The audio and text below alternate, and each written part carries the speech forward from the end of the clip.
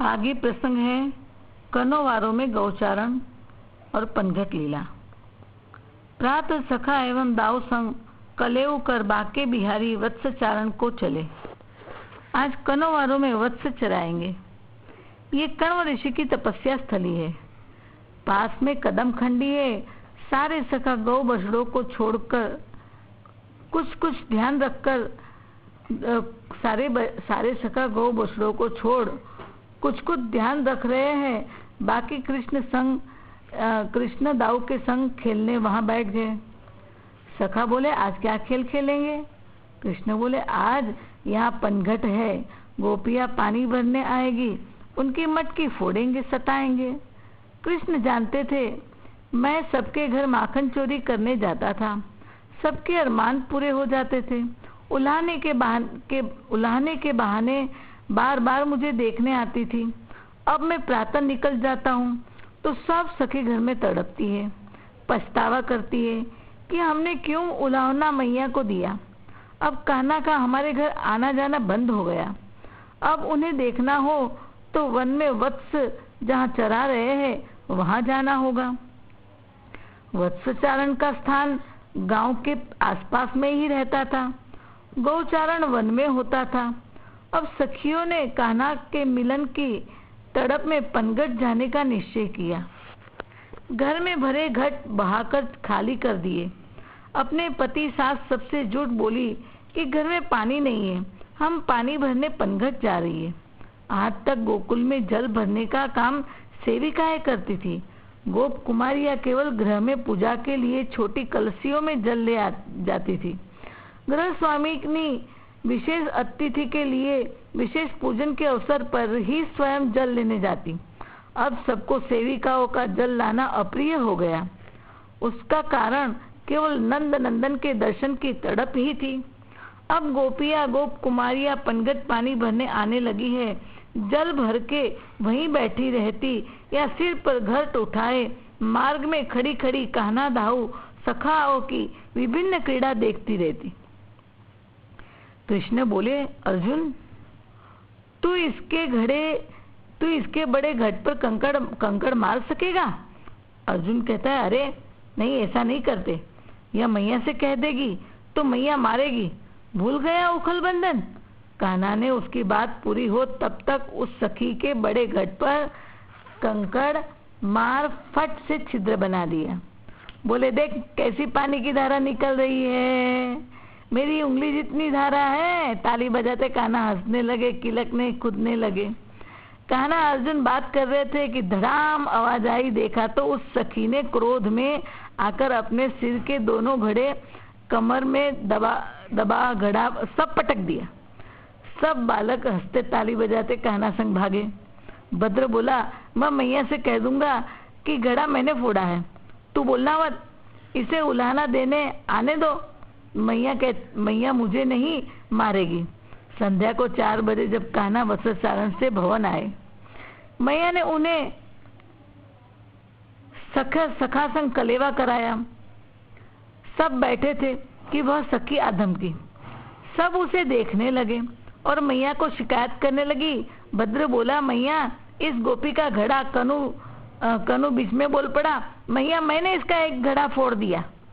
भद्र रुष्ट हो कान्हा को इशारे से बोला, तू क्यों बोल गया? कान्हा ने उसे इशारा किया, कुछ न होगा, चिंता न कर। कान्हा अपने मित्र को असत्य क्यों बोलने दे? वह तो सदा अपने सखाओं के अपराध भी अपने अपराध मानते आए हैं। मैया बोली, तूने घड़ा फोड़ा? कान्हा कहता, हाँ मैया। इसके सिर पर 2 घड़े थे, इतने बड़े बड़े। कान्हा ने अपने दोनों हाथ फैलाकर घड़ों की साइज बताते हाथ फैलाकर कहा, एक इसके कक्ष में ले रखा था, कितनी तो ये दुबली है, लगता था कटी पर से टूट जाएगी। ऐसे तो ये चलती थी। अब मटक कर चलकर यह नटखट उस सखी की चाल दिखाने लगे तो किसी की हंसी रुक नहीं सकी। बोले, मैंने तो इसके एक घड़े में छोटा सा छिद्र किया था, सब घड़े इसने स्वयं पटक कर फोड़े हैं, तू इसे मार लगा। यशोदा हंस पड़ी, बोली, क्यों री, तू घट फोड़ा करती है? वह गोपी भी स्वयं हंस रही थी। मेरा लाल तो तुझे टूटने से बचाने लगा था और तूने घड़े फोड़ डाले। बालक तो चपलता करेंगे ही, तुम अपने घट अन्यत्र भर लिया करो। पर इन गोपियों को कौन कहे, इनको जो अपने घट कान्हा से फुड़वाने हैं। अब तो और भी गोपियां पनघट पर आने लगी। दिन में कई कई बार आती है और बच्चों को तो क्रीड़ा चाहिए। ये जितनी भी खींचती है, आंखें दिखाती है, उतना ही नीलमणि हंसता है, कूदता है और उनको चिढ़ाता है। सखी यही रूप देखने तो आती है। एक बात अवश्य हो गई कि अब उपालंब कदाचित ही कोई कभी देने आती है। सब वहाँ पनघट पर तो बहुत ही बड़बड़ाती है कि चल आज कहती हूँ नंदरानी से, किंतु सबको उखल बंधन स्मरण आ जाता है। गोपियां ही तो इसे छोड़कर उद्यम करने को उद्यत होती है। गोपियां ही तो इसे छेड़कर उद्यम करने को उद्यत होती है। अब यह धातु के कलश ले आई और अंगूठा दिखा मटकती चिढ़ाती गई। अर्जुन कहता है, कहना अब ये तो हमारी ऐसी करके गई। कान्हा ने कहा, क्रोध तो मुझे इसके मटके पर आया है, पर कलश फोड़े कैसे जाए? अब कुछ और उपाय करना होगा। कान्हा कहते हैं, कान्हा बिना बोले चल पड़े उस सखी के पीछे। अभी तो उस सखी ने एक कलश भरकर तट पर रखा, दूसरा भरने लगी तो तट का कलश कान्हा ने लात मारकर लुढ़का दिया। जल गिराता वह तो लुढ़कता जमुना में जा गिरा। गोपी ने ये देखा तो दूसरा कलश तट पर रखकर वहीं लेकर निकलने बढ़ी तो यह दूसरे को भी लात मारकर लुढ़का दिया। बोला, अब गोपी कहीं से ऊपर से जल में उतरकर निकाल और भीग। कन्हैया बोले, गोपी से लात मारकर लुढ़काया घड़ा और बोला, अब गोपी कहीं से ऊपर से जल में उतरकर निकाल और भीग। अंगूठा दिखाती है। वह गोपी मन ही मन हंस रही थी। बाहर कान्हा को हाथ जोड़ने लगी। कान्हा हंस रहे थे, सखा ताली पीट रहे थे। कान्हा बोले, मैं मटका फोड़ता था तो भी तू इतनी ही भीगती। थोड़ी देर में दूसरी गोपी भी कलश लेकर मटकती, कान्हा को अंगूठा दिखाती, मुस्कुराती चली। तट पर वस्त्र आभूषण रख कलश लेकर स्नान करने उतर पड़ी। उसका ध्यान न था और कान्हा भी कैसे हारे। दबे पैर आए और वस्त्र आभूषण लेकर दूर जाकर वस्त्र छिपा आया और खड़ा हो गए। सखा ताली बजाकर हंसने लगे। सखी का ध्यान गया, देखा वस्त्राभूषण नहीं।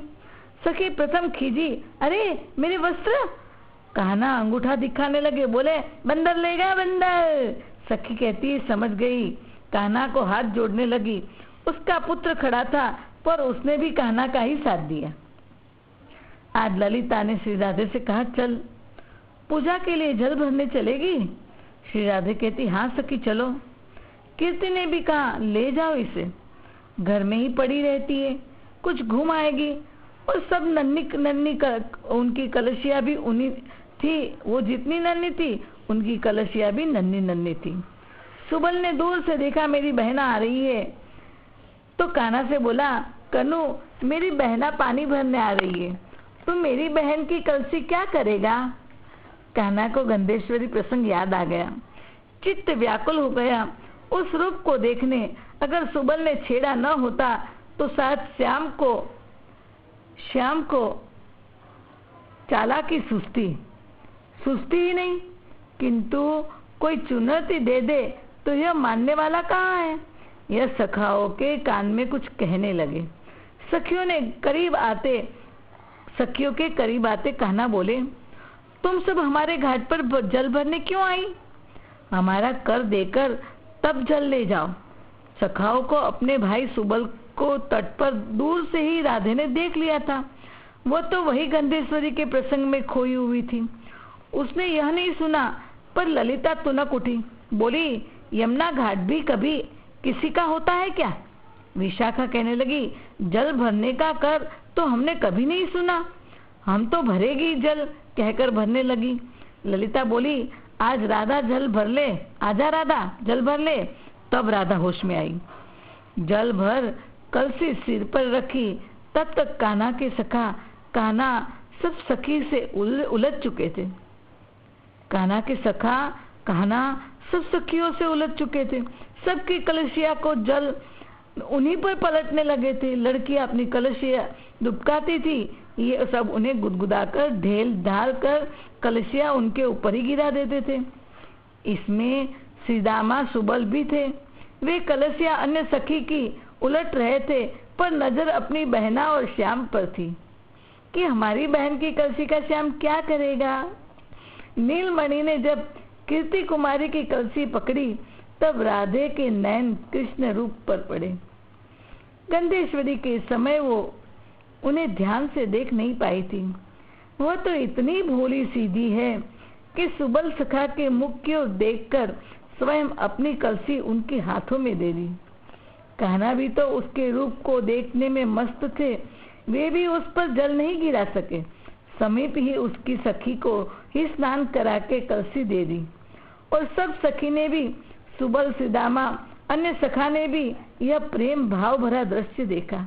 ललिता मुस्कुराती राधे का हाथ पकड़ सखी संग राल में वृषभानुपुर चल दी।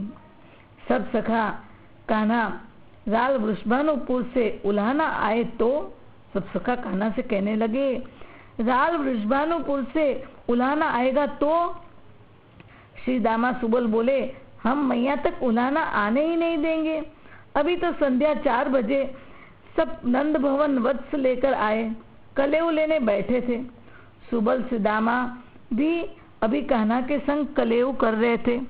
उतनी देर में किसी ने कहा, वृषभानुपुर से कुछ लोग आए हैं। यह सुन सब सखा की दुखी बढ़ गई। सुबल सुदाम उनसे निपटने खड़े हो गए। पर ये क्या? आने वाला बोला, नंदराय जी प्रणाम।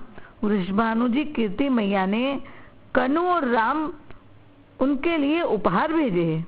कनु राम और सखाओं के लिए उपहार भेजे हैं। राम कृष्ण सखा सब आश्चर्य में पड़ गए। डांट के बदले उपहार? और कहा है कि आपके कान्हा ने हम पर बड़ा उपकार किया। मैया कहती, क्या उपकार? कैसा उपकार? गोपाल बोले, दरअसल आज किशोरी जी और सखिया पूजा के लिए यहाँ जल भरने आई थी। किसी बड़ों को नहीं लाई। पता नहीं कहाँ से कोई उत्पाती बंदर इन पर झपट पड़ा था। ये सब बहुत भीरू है। बंदर का भी दोष नहीं रहा होगा। ये सब उसे देखकर ही भागी होगी। उतनी देर में नीलमणि दौड़ा आया सखाओं के साथ। बहुत सहृदय है वह। उसने कपि को मार कर भगाकर इन्हें आश्वासन दिया। जो गिर गई थी उन्हें उठाया। लताओं में उलझी इनके वस्त्र वेणियां सुलझा दी। हमारी बालिकाओं को बचाया। व्रज के युवराज है ना। मैया मन में आश्चर्य, ये तो सबको उलझाता है, सुलझाया कैसे? पर कुछ नहीं बोली। सब सखा कान्हा के सामने देख मुस्कुराने लगे। श्रीदाम सुबल आपस में लिपट पड़े। कृष्ण दाऊ वृषभानु नंदिनी और उनकी सखियों के स्वभावशील पर मुग्ध हुए। बोलिए पनघट लीला की जय।